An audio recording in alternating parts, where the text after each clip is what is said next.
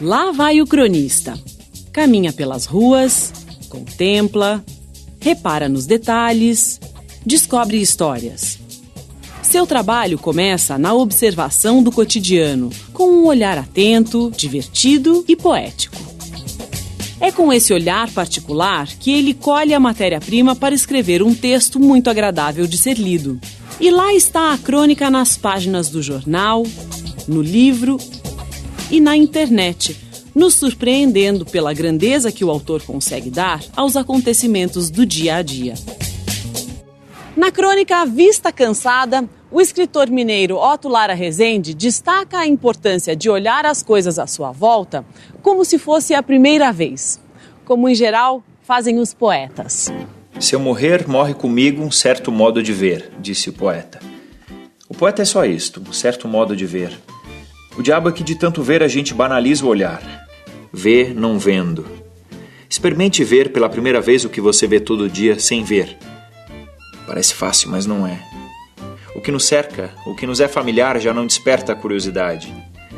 O campo visual da nossa rotina é como um vazio.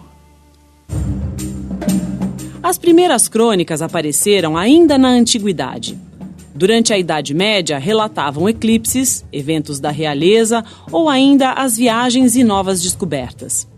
No Brasil, a carta que Pero Vaz de Caminha escreveu em 1500 ao rei de Portugal já continha elementos do gênero. Dava conta das impressões do autor sobre a chegada ao Brasil.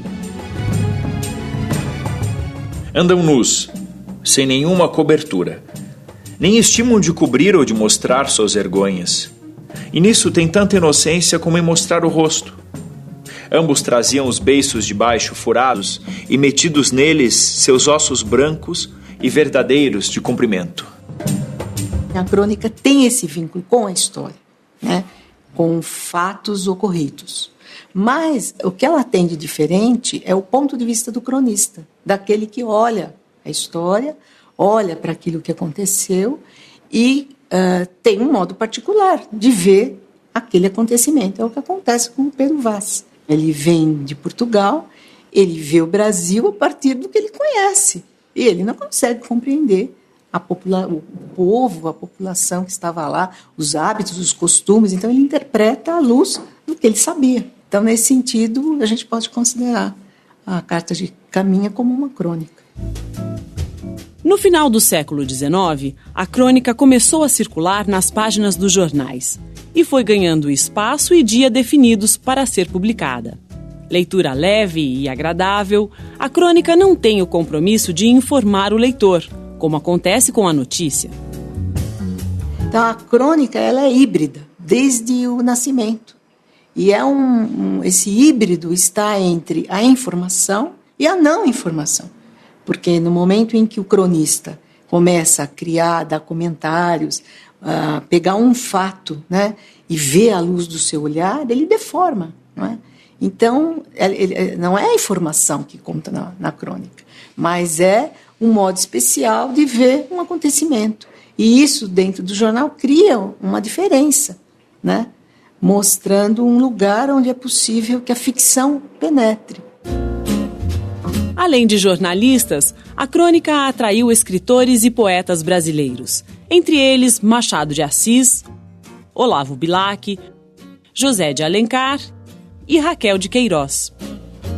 Mas nem todas as crônicas que estão no jornal vão para o livro, porque essas mais datadas ficariam meio sem lugar. E a crônica literária, ela cria personagens. Então você vê que o cronista parte de vivências, da experiência, né, com acontecimentos do cotidiano. Então, aquilo que era uma pessoa ganha um status de personagem.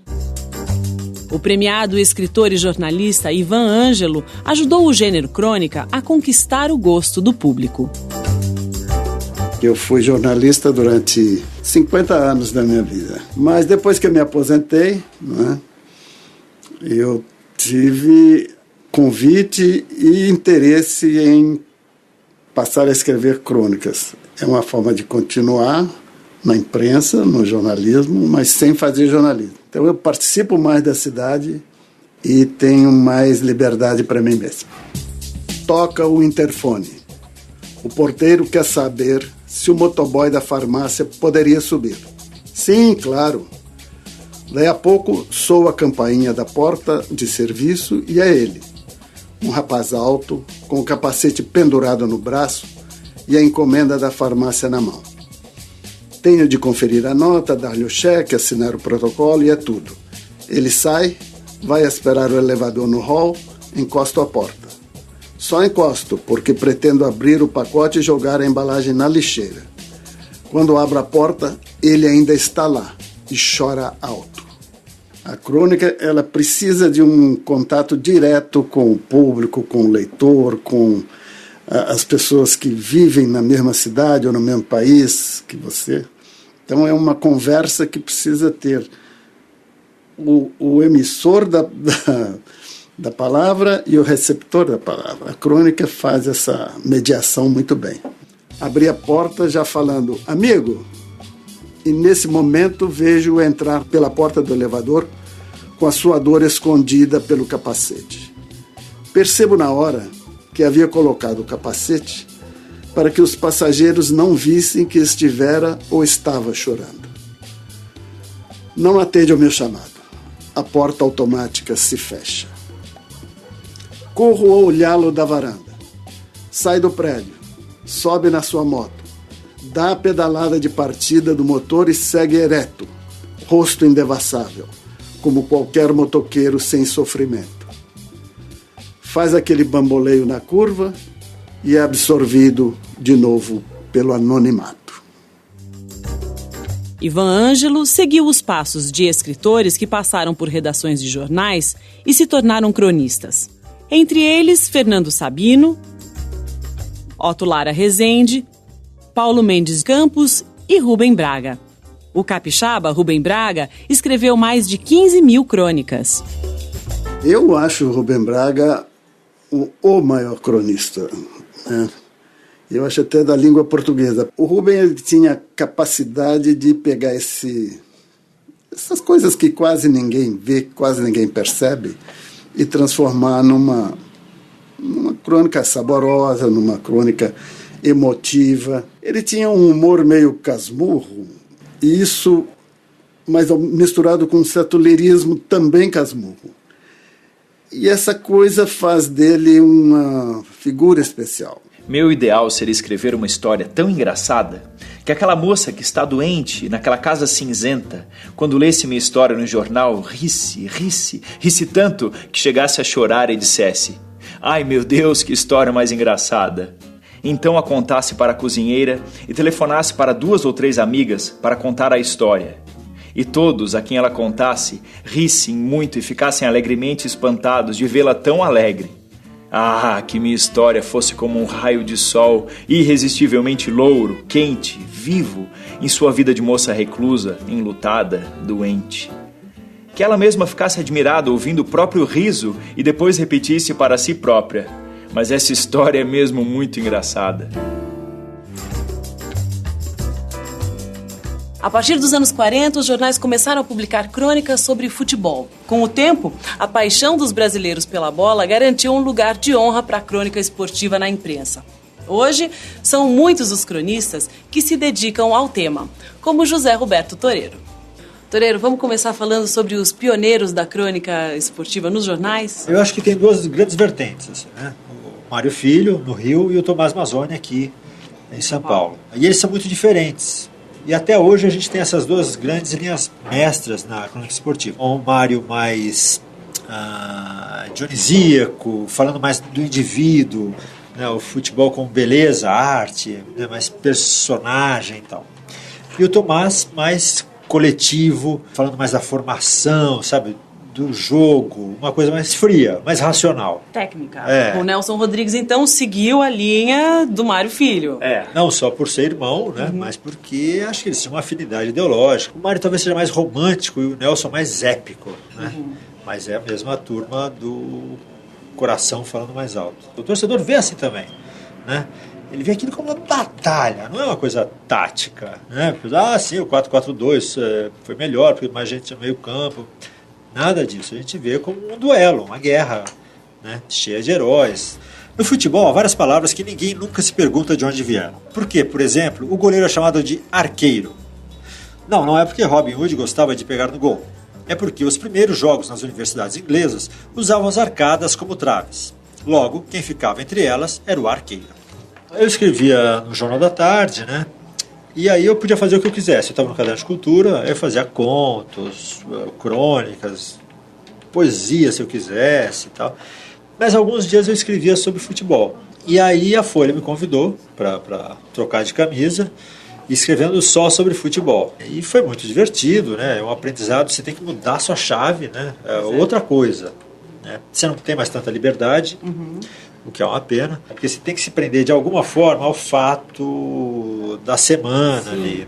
Já o verbo marcar teria sido usado pela primeira vez em 1917 pelo lendário zagueiro ponte-pretano Sovaco de Cobra.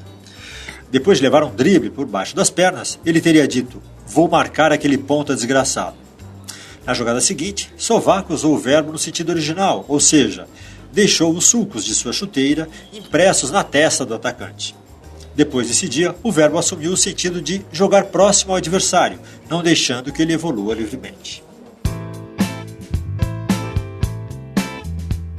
Falar de futebol, de um fato corriqueiro ou de uma lembrança, tudo é possível para o gênero crônica. O que importa para o autor é tratar o leitor como um amigo próximo e saber que vai ser compreendido. Consegue fazer com que ele veja a mesma coisa que o cronista está vendo. Ou interpretar determinada coisa da mesma forma poética, da mesma forma, digamos, inusitada, original. O gênero crônica continua a revelar gente nova, como Antônio Prata. Filho de pai e mãe escritores, ele recebeu grande influência para mergulhar no mundo das letras. Como é que você começou a escrever crônicas? Olha, eu acho que foi um pouco por necessidade, assim. Eu sempre quis ser escritor, quer dizer, sempre não, mas desde o fim da adolescência eu já queria ser escritor. E uma maneira de você ganhar dinheiro com a escrita é a crônica, né? A crônica é uma literatura para jornal, né, ou para revista. É um romance, você não escreve, você não vende, né? Você publica e se comprarem você ganha dinheiro. Geralmente ninguém compra e você não ganha nenhum dinheiro. A crônica vai no jornal, vai lá embalada, então foi um pouco por necessidade. Me chamaram para escrever na Capricho, depois eu fui para o Estadão, depois para a Folha, e aí quando eu vi já era cronista. Como é que você lida com essa tarefa diária de escrever? Da onde vem a sua inspiração? Olha, a inspiração vem principalmente do prazo. Assim, eu tenho que entregar um texto toda quinta-feira até o fim da tarde, ou eu sou demitido. Eu acho que o tema da crônica não é muito importante. Eu acho que o importante é você ter tempo de trabalhar o tema. Acho que qualquer tema. Acho que a crônica é como uma lupa que você bota num assunto. Você amplia muito um assunto. Todo o assunto, se você ampliar muito, é interessante. É como olhar uma coisa no microscópio. Essa lupa precisa de tempo para ser criada. Eu preciso de tempo para trabalhar o texto, para investigar no teclado aquele assunto. Investigando aquele assunto, eu consigo fazer uma boa crônica. O Nu de Botas, que é o último livro do Antônio Prata, reúne crônicas sobre a infância dele. Como é que você trouxe de volta essas memórias? Comecei a escrever esse livro em 2003. Quer dizer, não comecei a escrever, mas a ideia me veio ali. Em 2003 eu fui trabalhar, fazer um livro institucional da escola que eu estudei dos 2 aos 6 anos de idade, que estava fazendo acho que 20 anos de idade a escola. E eu passei uns 2 meses indo às aulas com as criancinhas. E ali me vieram muitas memórias dessa fase da vida. Aí eu anotei muitas coisas. E fiquei com aquilo na cabeça. E depois resolvi escrever, comecei a escrever. Aí, claro, quando eu comecei a escrever, muitas delas eu fui mudando de acordo com o interesse do texto, assim. Não interessava mais para mim se aquilo tinha acontecido mesmo, ou se não tinha acontecido, se foi assim ou se foi assado. Interessava como ia ficar mais interessante. Aí quando eu achei que tinha um pouco esgotado o meu baú e eu achei que tinha uma unidade o livro, eu mandei para a editora. Se você for sempre reto aqui, sabe onde chega? Aonde? Na África. Mentira. Sério, meu tio que me contou. Eu e Fábio Grande ficamos um tempo calados, os pés na areia e os olhos no horizonte, recordando tudo o que já havíamos visto em livros, filmes e programas de televisão sobre o continente negro. Tem leão na África, eu disse. Tem girafa também. E rinoceronte. Depois de mais alguns segundos de silêncio contemplativo, Fábio propôs. Vamos lá?